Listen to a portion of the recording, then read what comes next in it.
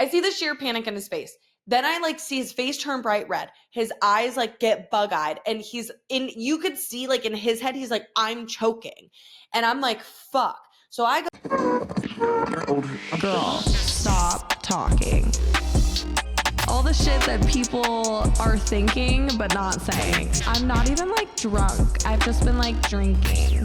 Does my podcast offend you? Men, if you're listening, I apologize in advance. Women, hey bitches, are you ready? Are you still talking? Girl, stop talking. happy fucking Monday, bitches!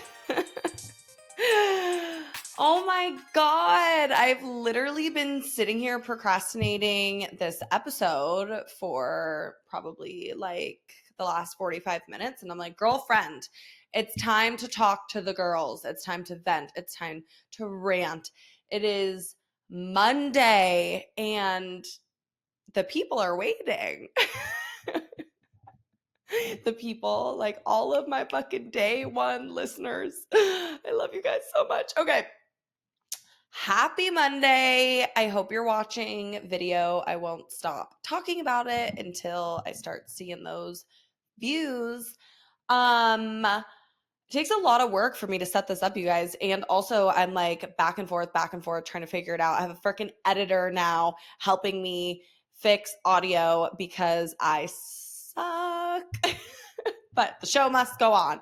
So it's Monday. I really just wanted to like sit down and have a little like real life catch up girl chat moment. So I'm having a martini. Happy Martini Monday. I feel like this is a thing. Favorite martini. I love how it goes from like being so loud and crazy to like completely silent as I sip a drink. I have no idea what I'm going to talk about. Actually, I kind of have some idea. I really just wanted to like catch up. I haven't done a solo in a couple of weeks. And the last time I did a solo, I was feeling so sick and trying to just pull through. And watching some of my more recent episodes, I can like see it in my face. I'm like, damn, girl, you were not feeling great. But you know what? We're dedicated to the program. I said weekly motherfucking drops. So I am giving weekly motherfucking drops. I wanted to just give a life update. It's been a couple of weeks, like seriously, almost close to a month, I think, since I did a solo episode and just like caught up and talked about life. And there's been some experiences that I have had in the last couple of weeks that are more of like the mom gang listeners. Like this is where we're going because I have had my son home for summer and I've also been working from home and literally working from home as like a hybrid, half in the salon, half from home because I don't want to fucking have to pay for childcare. That shit is so expensive. I've done it every summer and scraping to make ends meet along with like enjoying and having fun with our lifestyle. And I just didn't want to do it this year. So you know what? I'm like, I'm going to work a hybrid. Let me fucking tell you something. I never thought I would be one to work from home because I'm like, no, I have to go out. I need to like get out of my environment to start my day. And it's the summertime. I have Deegan here. And I'm just like, how do these moms do it? How are you working from home full time with having your children? And God forbid you're a mom that has more than one kid. I know him. Girl, you know I'm talking to you. She's got three fucking kids. She works from home. It's summer. They're all home. Like, what do you do? It's like everybody fend for them fucking selves. And if you can afford to put your kids in camp and care, and I fucking have, and I would do it in a motherfucking heartbeat because the access that my child thinks he has to me when I'm working and me trying to keep a professional like atmosphere while being in the home.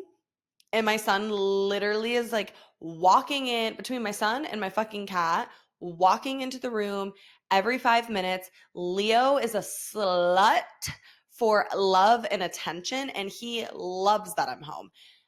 He will literally cross all boundaries. He asks for no consent. He just jumps up and makes himself comfortable. And listen, clients, not all these clients are fucking animal cat people, okay? Like, I get that. I see you, I hear you, I understand.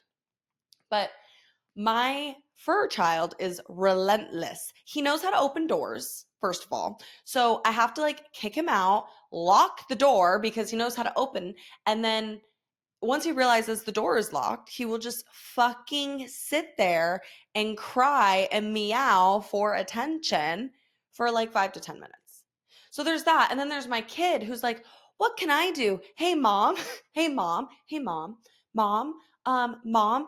Literally, if I hear the name, the word mom one more fucking time before a sentence starts, I'm not gonna say it. I'm gonna freak the fuck out, okay? Sometimes I look at him and I'm like, why do you keep calling me that? That's not my name. Seriously though, I'm like, I get so annoyed. I'm like, why the fuck are you walking around calling me fucking mom? That's not my name. I'm not your mom. No, I'm just kidding. We joke a lot in this household. But seriously, and then I'll be like, Tatum. And I'm like, just leave me alone. This is what I don't understand as a mom. And like, my son is 10, the moms will know. Why do we start every sentence with mom? Like, why can't you just start a sentence? You can literally just talk. And then it's always like, he's always trying to find me, like walking around. Where are you? Where are you? I'm like, I'm shitting. Leave me alone. We have like an open door policy in my house. It's not really a policy, but oh God, here we come. Here comes the first slut for attention, my cat. Lay down, Leo.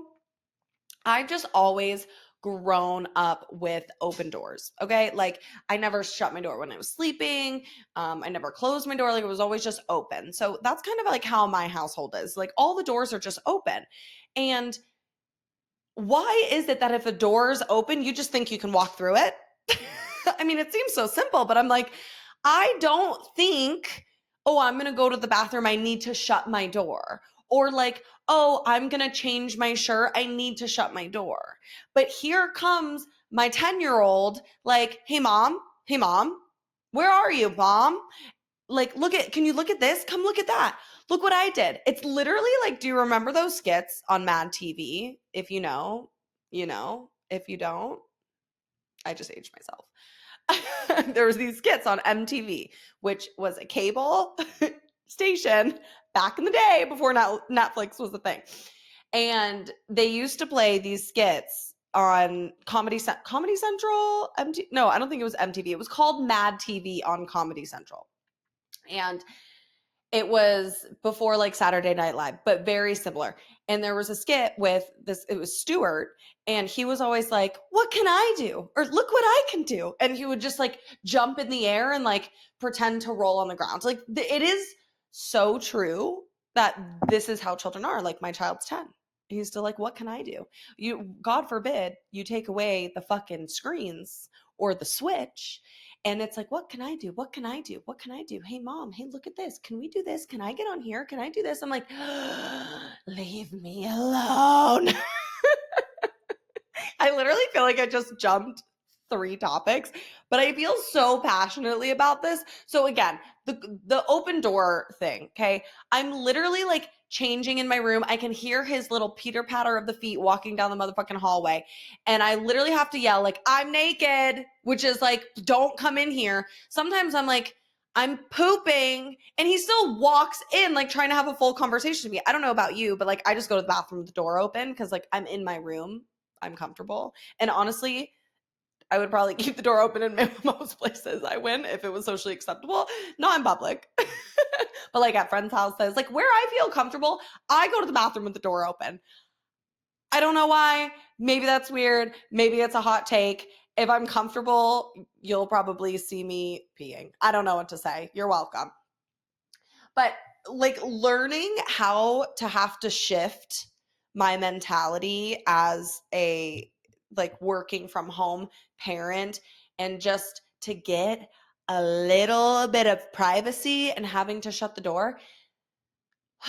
God, it's like one more thing to have to do. I already have a 7-step skincare routine. I have to brush and floss my face or floss my teeth, take off my makeup, shower, shave, lotion my body, put Aquaphor on the bottom of my heels with socks before I go to bed. God forbid I have a cracked fucking heel when I go out to the lake on the weekend. And now, now I have to close the motherfucking door to my bedroom. It's just like, what else? What else do I have to do? I need to take a sip of my motherfucking martini. God, I'm like cussing a lot. We're only 10 minutes in. If you're drinking and you listen to my episodes, you should take a sip every time you hear me cuss. And then let me know how drunk you got because that would be interesting. Honestly, it's just who I am. It's just the show, you know? It is what it is. So I'm learning what all of this really is to work with my child in the house for the summer. And I'm, kid you not, I'm taking a client. We're talking, the music's playing, I'm lashing away, and all of a sudden I hear like a fumble in the other room, like, fuck. And I'm like, shocked. I'm like, did you hear that? Like talking to my client, did you just hear what I just heard? And she's like, I think so. I'm like, did you hear fuck? I heard fuck. I'm like, the only other person here is my son. And I am like, I swear I would have been the mom that was like, oh, your kid, if they were like, oh, your kid cussed, we heard him cuss. I'd be like, no, not my kid. My kid, he doesn't cuss. He calls me out for cussing. All of those, that's a true statement. And literally, I was so shocked. I'm like, I'm pretty sure I just heard him say fuck, like under his breath. And so I was like, what did you just say? And he comes in and he's like, Mom, I really hurt myself. I hurt myself. And I was like, and he's like about to cry. And I'm like, are you bleeding? And he's like, no. And I'm like, okay. Well, how did you hurt yourself? He's like, well, it's kind of inappropriate. Like, I'll tell you when your client leaves. And I'm like, okay, fine. We go about the day. Okay. I'm like in shock. I'm like, I did not think I was going to hear that from my child. Like, he truly has never been a cusser. Like he like doesn't like it. He's like, I'm not going to do that when I'm older. You know, I've never heard him say it in front of his friends. Like we'll have like conversations where I'll like refer to something and cuss and he may like repeat it. But it's like, it wasn't like that. It wasn't like a big fucking F-bomb, you know, from your 10-year-old and like used so violently. I was just like, I don't like that. I was like in shock. I'm like, this just didn't happen. You know, it couldn't have happened. That's like, my kid doesn't cuss. So literally 2 hours later, I have my last client of the day. Something happens and I hear it again, a fumble, a crash, and a bang. And I hear fuck. And I'm like, and I was just telling this client that I thought that this had happened earlier and we were talking about it. And then it happened again. And I'm like, did you just hear what I just heard? And she's like, yeah, I did. I'm like, Deegan, what did you just say? I'm like, come in here. I don't want to hear that. I'm like, he's like, I hurt myself. I'm like, I don't care. You don't get to sit around here rent free in this household and drop F-bombs. So I don't know. Literally, it was just so shocking. I mean, that's only one of the things. Then you're like supposed to entertain your children and you're still like trying to work and clock in and talk to people. And like, I know some people's jobs, they literally can't get away from like the computer or from what they're doing. So I just have a whole newfound respect for all you parents out there working at home with your children. Because then it's like, when do you get away from that? Like, when do you get like silence? You know what I had to do to get silence the other day? I was so mad, bro, at my kid because we were arguing over the screens. I put on my headphones and I'm like, I'm taking a walk outside, stay inside the house, do not call me. I need to go out because I'm about to freak out. And I'm like, and I don't want to yell and I don't want to cuss. And I don't want to deal. Like, I need to calm down. I need a moment. I need to take a beat. It was 110 degrees outside. I'm sweating.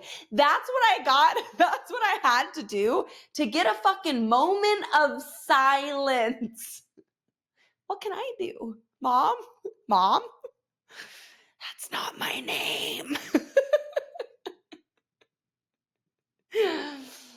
Oh, God. There's really no rhyme or rhythm to this episode, so I hope you're enjoying. The next thing I wanted to share was kind of a crazy story. I wrote some notes here. To this same day that I had to take a walk, I'm actually glad that I shared that because the same day that I had to take a walk, I was so frustrated at my child and his behavior because these screens, it's an addiction. They're literally addicted to screen time. It is like a drug. The behavior that I've seen with my son and if he has too much screen time, it's literally like does not make sense. It is like drug addict behavior. Then you take it away and they're like withdrawing. You get the fucking attitude. It's like all you wanted to do was play games on your Switch all day. I gave you what you wanted. You did 6 hours. No, I'm like being dramatic. And then you're going to get off the Switch and give me attitude? Or my favorite is like he can't figure something out and he's asking for my help and then I can't figure it out. This is what caused this argument, by the way. I couldn't figure it out. Then he got mad at me and acted like it was my fault. Like I was the problem, gave me all this attitude. So I ended up taking a walk. I was like, I'm literally going to freak out. We're done with the screens. It's different during summer. I have very strict rules during the school year. During summer, it's a little harder, still got to make money, make that bag. There's only so much to do when it's 117 degrees outside and you don't have a pool in the backyard. Okay. So later that night, nothing makes you feel like you love your child more than when he has a life and death moment. Okay? That sounds so dramatic. And I haven't even talked about it because I don't think I comprehended it. Later that night, we went to dinner. I was like, you know what? Let's get out of the house. I don't feel like cooking. We haven't gone anywhere today. Like, we just need to be out. We went to one of the steakhouse by our place and I was like, let's go treat ourselves to a nice dinner. Get whatever you want. I'm going to get what I want. I already know I get the same thing every time. And we're sitting down. He orders a steak. Okay. We're talking. We're laughing. We've been disconnected from screens and technology. We're enjoying each other's company. Like things are good and groovy all over again. Okay. My son is eating his steak. And all of a sudden, he's chewing and he's chewing and he goes to swallow. And I see him because we're talking. And I'm looking right at him when this happens. We're in the middle of the dining hall, okay? He's goes to swallow. He can't swallow. I can see him gulping and he's trying to swallow the piece of steak. It's not being swallowed. Then I see him go choke. He starts choking on this piece of steak, okay?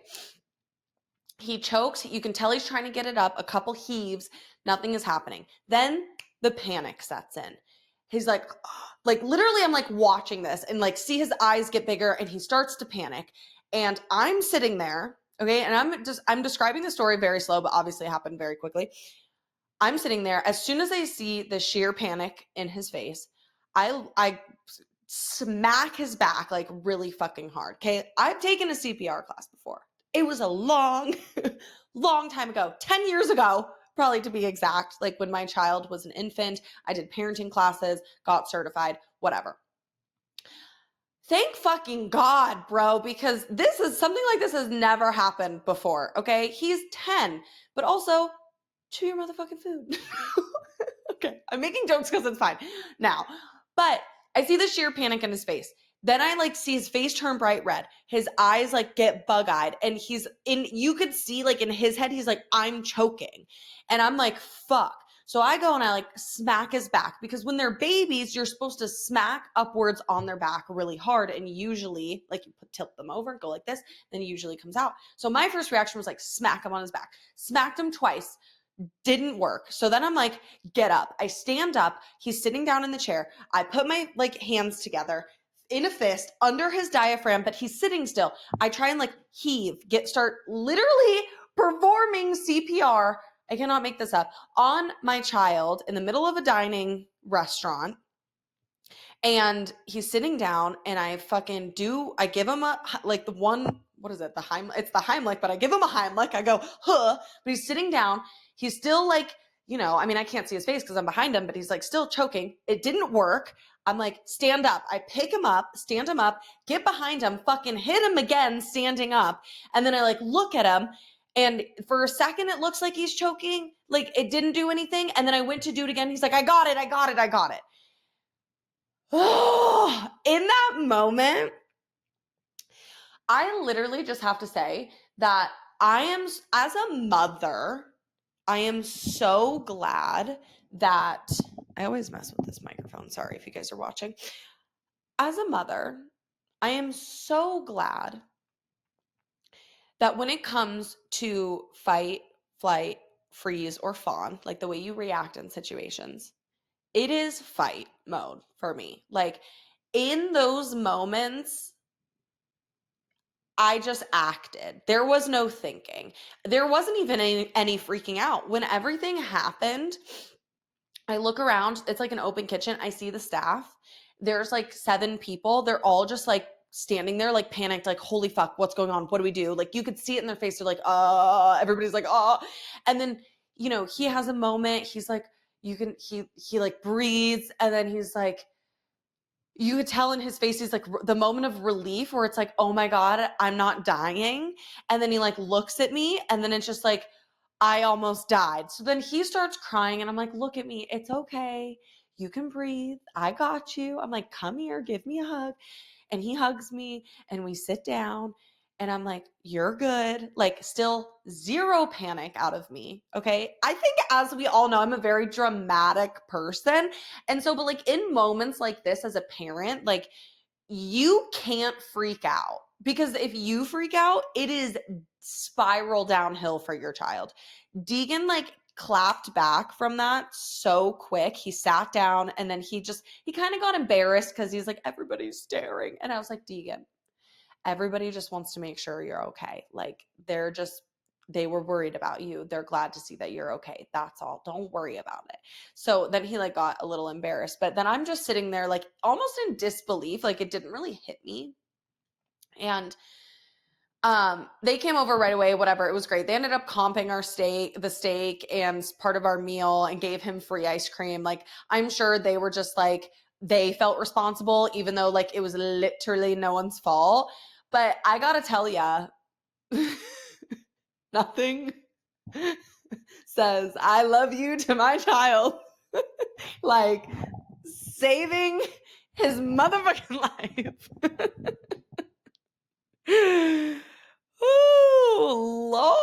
Oh Lord, that shit was kind of crazy. I mean, I definitely went into like attack mode, so I do feel grateful, but then I think it's like almost like the what ifs that freak me out even more about that situation, because those just flood your mind, and I can't even go into the rabbit hole of the what ifs, because the situation was fine. We recovered. I was no longer mad at him. I think that was the point of the story. Speaking of choking, a great segue would be like, I was choking on that dick, but no, that's not what I was going to say. I promise you the sex episodes are coming back, but I'm just having fun, okay? I'm having fun. I want to tell you a story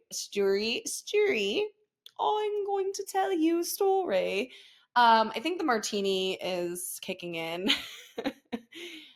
I'm going to tell you a story about the one time that I choked and thought I was going to die, because as an adult, like being an adult and choking on something is crazy. Like you don't realize in your day to day that you could literally die from getting something lodged in your throat. Like that's what could take you out.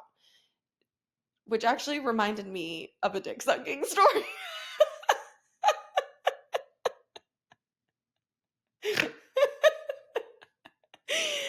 Okay. I'm going to tell both. We're just going to get into it. So, this one time I was out with my girlfriend and we were at a pool party. This was like years ago. We were at a pool party drinking all day, and after the pool party we decided that we were going to go down to Old Town to like get food, and then it was going to end up being like a whole night thing. Well, there was 4 of us. Me and my girlfriend were in the back seat of, I guess I almost died choking on 2 things. It's just clicking. I'm just dying. We were in the back seat and I had a sucker, okay? And I was sucking, literally choke by sucking both of these stories. It's really just clicking. It's hitting me full circle in the moment. I was sucking on a sucker in the back seat of this person's car. Me and my friend were in the back seat, 2 people in the front. We're driving down like Scottsdale Road, headed to Old Town. And I decided that I was going to bite into my sucker. I bite into my sucker and somehow like inhale at the same time. And a piece of sucker got lodged in my throat. And I remember, this is what I remember. I remember going, trying to breathe and getting 0 air. And then I did it again. 0 air, like nothing. I could tell it was like my diaphragm was moving. I was trying to take breaths, no air, nothing.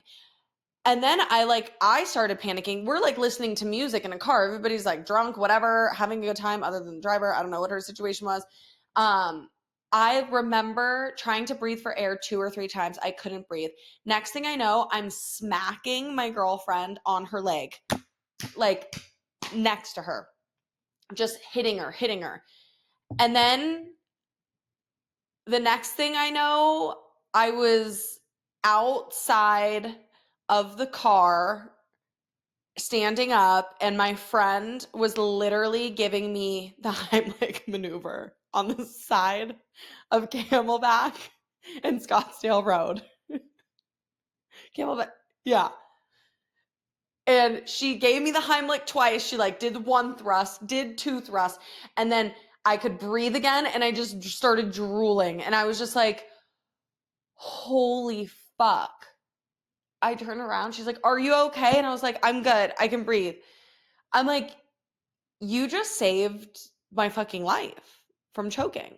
So from the moment that I couldn't breathe and I was smacking her leg, she filled me in on the other side of the story. She said, pull over. She's fucking choking. Pull over. They pulled over on the side of the road. She like opened the door on my side, pushed me out of the car, stood me up, and started doing the Heimlich on me. I don't remember any of that. Like the sucker was lodged in my throat, and the amount of like air that was being withheld for me to breathe, I literally started blacking out. Like, I don't remember getting out of the car or standing up. I literally went from like hitting her. I didn't hear anything, nothing. I went from hitting her to drooling, and like that was it. That shit is fucking scary. I mean, obviously after I was like, I survived. I'm alive. There's no day like the moment. Let's get the biggest margarita shots on me. Thanks for saving my life. I owe you, girl. And like, here I am today. Now, my other story, which is low-key kind of embarrassing for me, but it's also like hilarious. This one, we're gonna need another drink for this one. Where are we at on time? Okay. This one time my man and I were having sex, and there was like a moment. I mean, I don't know about you, but like sometimes I like to get like pretty wild and I'm just like, do whatever you want. I love it. Like, you have my consent. You don't need to ask, whatever it is. And like,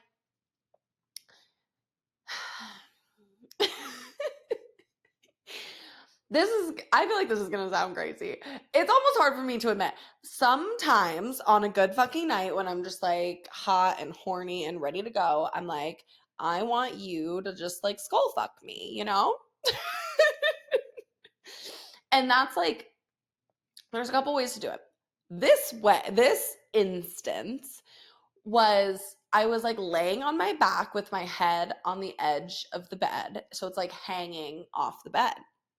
And basically, like the guy is standing up and they're like holding your head and you're like sucking their dick, but you're kind of like upside down and they basically have full control because you're like pinned between like where your head is on the bed and like their legs and their body like being in front of you. And so it's kind of just like you gotta have some trust, you know? You gotta know that like your partner's gonna take care of you. They're gonna give you those moments, like you're gonna be able to breathe. And I was getting, the words sound crazy. I was getting skull fucked.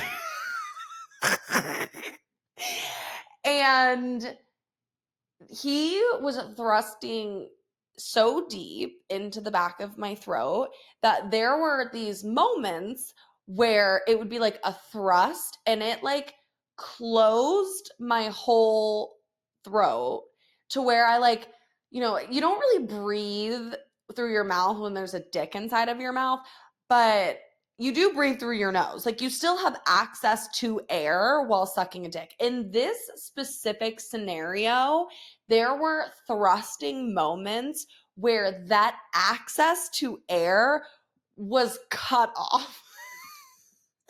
This is so wild. It sounds so crazy saying this out loud. I did not think I was going to share the story. And the first time it happened, it was like it was like a thrust and then a pull out, okay? Not like a full pull out, but like enough to breathe, you know, like to get the airflow. So like I didn't really freak out. The next one was a little longer. And then I was like, okay, can't really breathe for a second, but all this happened so fast. You know, it's like thrusts happen quickly. The third one was held for quite some time to the point where I was like tried to breathe through my mouth but couldn't, and then tried to breathe through my nose, also couldn't, and I literally had this immediate reaction to be like like I have to breathe. So I went to again, literally choking on the dick, to the point where like I felt like I was gonna die. Like my fight or flight response in that moment was like, we need to run, bitch. Like you need to get the fuck out of here so fast, because if you don't, your life is over, and like your kid, your family cannot know that this is how you left the earth, okay? So my immediate response was to like push him off of me and gasp for air at the same time. Like a bitch needs to fucking breathe. You know what I mean?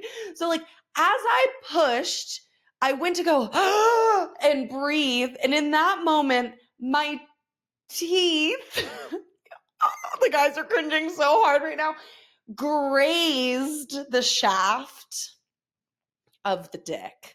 Okay, my man will swear to this day that I bit him, and I'm like, whoa, you can't tell people that. That sounds so aggressive. I'm like, you failed to say that you literally choked me out with your cock, and I thought I was dying, but sure. So yeah, now we got about this like standing joke that I bit his dick. I did not bite his dick. It was a slight graze. It's like, okay, we literally birth fucking children through our vagina and you're gonna cry about a grazed shaft on your dick. I don't want to fucking hear it. I almost died.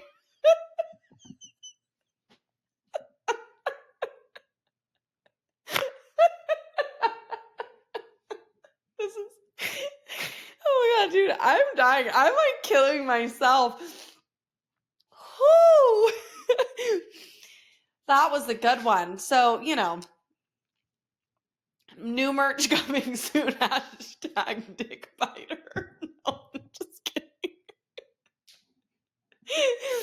I'm literally just kidding.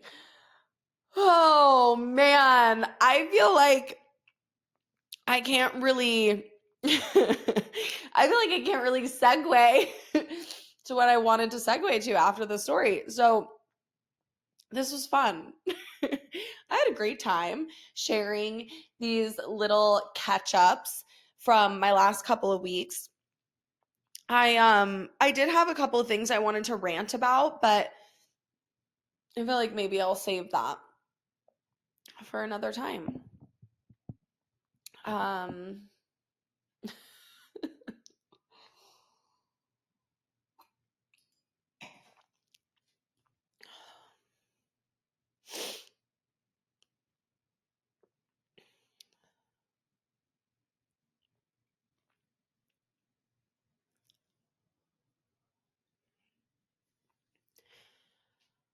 Okay, well, this was so much fun. I know it's a little shorty this week. Next week, I will be doing a little Moons in the Stars episode. We'll be going over birth charts with a astrologer, and then heading into August, there's so much more to come.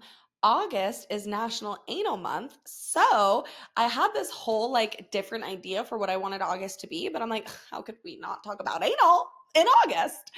I also have a lot of really fun things coming up. I will be heading to this podcasting. Well, it's for me for the show, but it's a sexual wellness and health trade show in Nashville, and that's the beginning of August. I will be vlogging the whole thing. I will be doing interviews. It's all with doctors and people in the sexual wellness space. It's called Stimulate. If you're in Nashville, if you've been wanting to go, if you want to check it out and surround yourself another podcaster, if you want to come, you can buy tickets to the show. And I will link all of that in the episode. So I'm really excited for that. It's my first podcast event, which is so beautiful because I literally met this girl hosting the show on my cruise in March. She just happened to sit next to me or next to us during a pool day when there was literally 0 seats left. I was deathly hungover. It was not the best representation of myself. And and we just started talking, and she said that she does sexual wellness and health trade shows all over the country. And I'm like, I have a sexual wellness and health comedy podcast. That's crazy. So she actually invited me to come, and I get to do media for the show, which I'm really excited about. It's the first really big opportunity, and I feel grateful that she's allowing her space and me in the show in it. So that's coming. Stay tuned. But please, seriously, tag me while you're listening on Instagram. Comment on any post, subscribe to the YouTube, share this to a friend. Literally, if everybody listening shared it to their favorite episode to one person and had their friends subscribe, you have no idea how much that helps me. I'm really trying to take the show places for real this year and the year to come. So I can't do that without you. Thank you so much. I love you guys. And we'll talk to you next week. Okay? Happy Monday. Bye. Are you still talking? Girl, stop talking.